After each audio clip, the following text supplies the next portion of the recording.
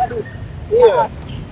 Saya bahas sesuatu ini sebetulnya sudah lama dan sudah berapa kali kita bahas. Tapi ini kemarin agak menarik.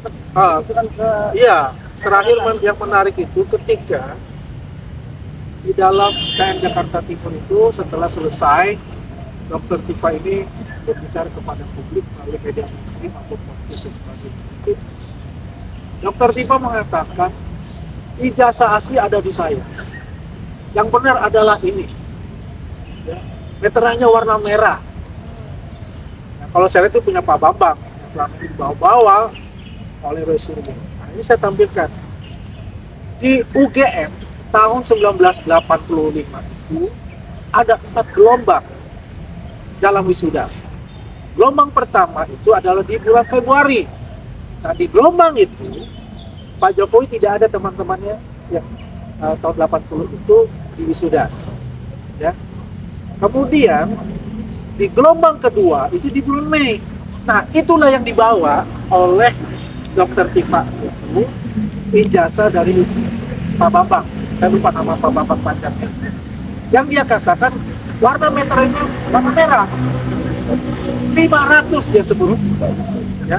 Saya punya contoh di bulan yang sama dengan Pak Bambang. Ini angkatannya Pak Jokowi yang tercepat, ada 3 orang. Itu angkatannya Pak Jokowi berarti ya. Tahun 1985. 85, masuknya 80. Oh, masuknya 80 berarti masih materai merah. Merah, coba saya lihat Ya. Berapa harganya? Nominalnya. Nominalnya itu 100, bukan 500. Ya, nominalnya 100 bukan 500. Ini ada 3 orang, ini adalah salah satu yang lulus tercepat di wisuda di bulan Mei.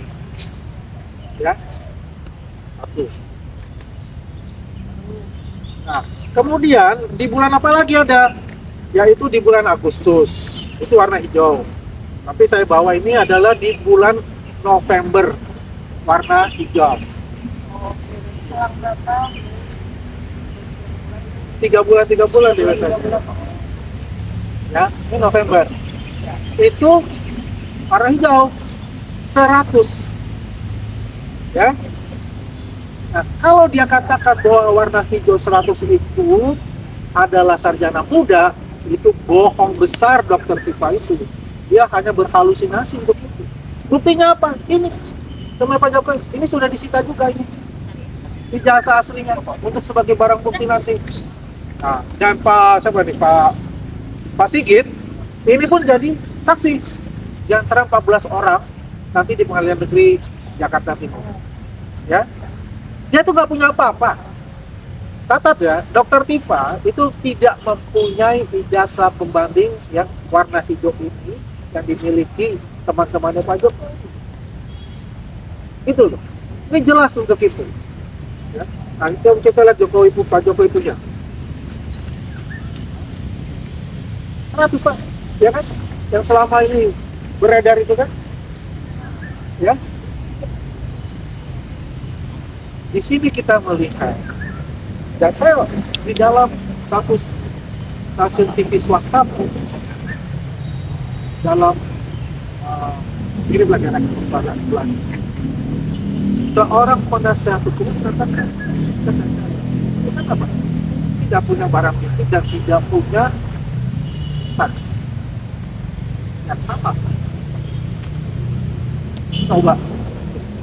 Jadi apa yang selama ini dia lakukan itu adalah asumsi belaka. Sebetulnya mereka ingin menggunakan namanya Jokowi's White Paper.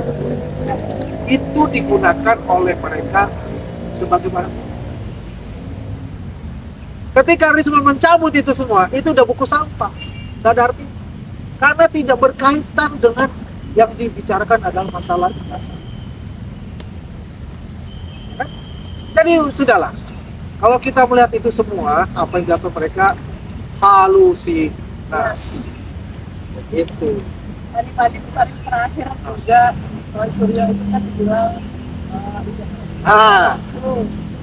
S3-nya. Ya, ijazah S3-nya katanya. bagaimana komentar? Kalau saya lihat masa jasa S3-nya dibongkar oleh sahabat saya atau ya, dan dikatakan itu bukan ijazahnya palsu, tidak palsu ijazahnya. Proses mendapatkan ijazahnya itu yang agak janggal, ya. Iya Pak. Nah, bayangkan kan ada peraturan di dalam itu sendiri, ya. Ketika orang itu terpidana, kan, itu kan otomatis saya lupa pasal khusus pengetahuan saya tidak mendalam ke masalah kemudian muncul lagi yang namanya plagiarisme. Ini yang menarik gitu. Seharusnya memang itu bisa diterapkan secara resmi. Kalau sudah orang kasih jangan diem baik